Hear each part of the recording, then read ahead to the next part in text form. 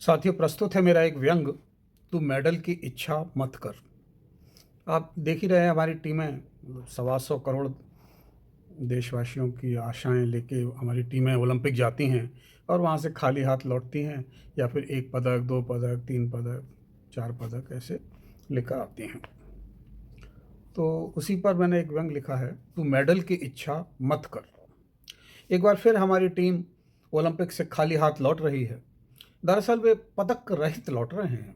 हाथों में तो ढेर सारे इम्पोर्टेड सामान होगा, वहाँ की फ्रीबीज होंगी, गुडीज़ होंगी, दिल में गिलानी होगी और शर्म होगी, और करोड़ों तो फिर भी उनके बनी जाएंगे, उनको घर लौटने की खुशी होगी।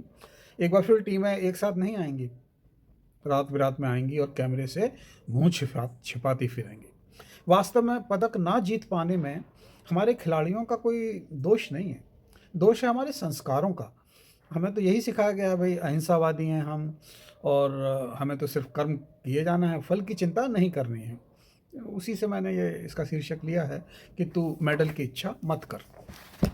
तो देखिए, होता क्या है कि ये ज़िंदगी फ़ानी है, आप भी जानते हैं, और जीवन का क्या है, पानी का बुलबुला है।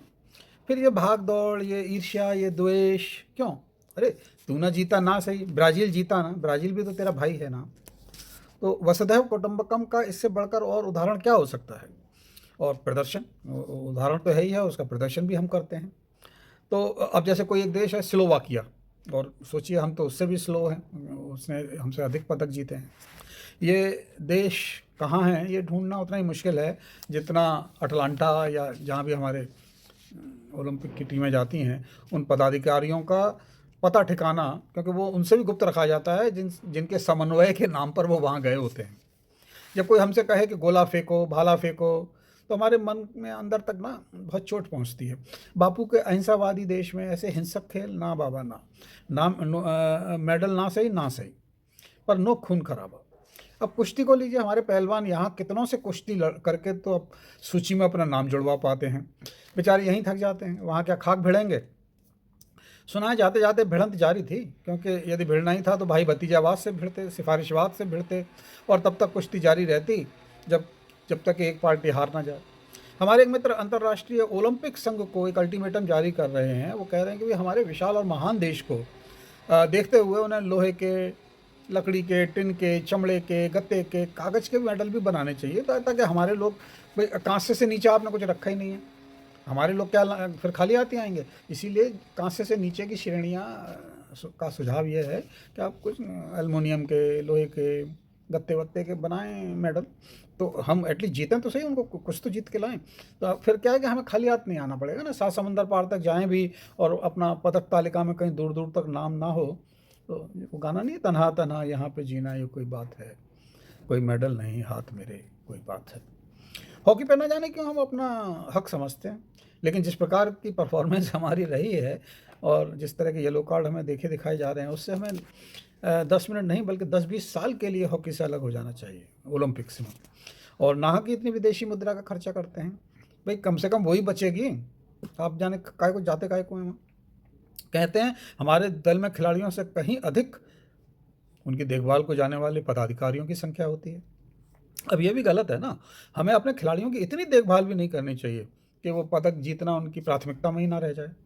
वैसे सुनने में ये आया है कि बेचारे खिलाड़ी ही इन पदाधिकारियों की चिलम भरते रहते हैं, है ना, जी हजूरी करते रहते हैं। एक सुझाव ये भी है कि भारत एक अनुदान प्रिय, अनुदान प्रधान देश है।